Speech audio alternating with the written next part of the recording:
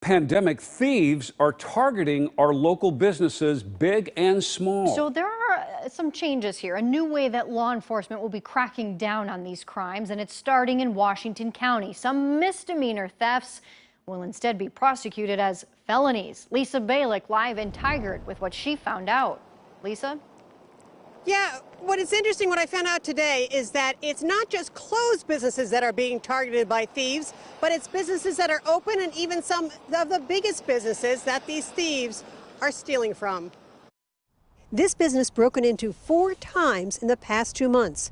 Police tell me thieves are getting bold, thinking police are under the stay-home order and not going to respond. A lot of what we're seeing taken is, I think, a crime of opportunity. It's what people can grab quickly. Commercial burglaries are up in Washington County and Multnomah County. Businesses shut down under the pandemic, as well as those that are open, are targets.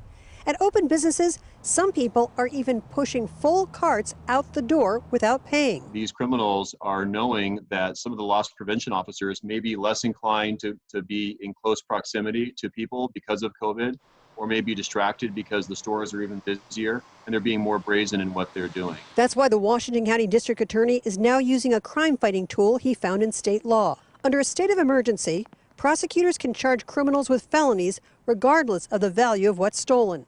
Thieves can be charged with felonies, for example, for stealing PPEs. That's happening. Or if the thief is taking advantage of the emergency. Listen to this. They tell them, you can't stop me. I have COVID-19. Individuals are threatening to cough on people. Store security is seeing an increase in organized retail theft. Professionals. Sometimes multiple retailers a day, the same individuals and groups. Sometimes these groups will hit one part of Portland and then be seen in Salem later that day doing the same thing. But police are tracking them down and have made arrests. The hope is by prosecuting certain thefts right now as felonies, it will help lock up some of the people involved in the theft rings and send a message. I think it's going to have a huge impact. I think it sends a message to these individuals, and I think it gives retailers the ability to go after these individuals.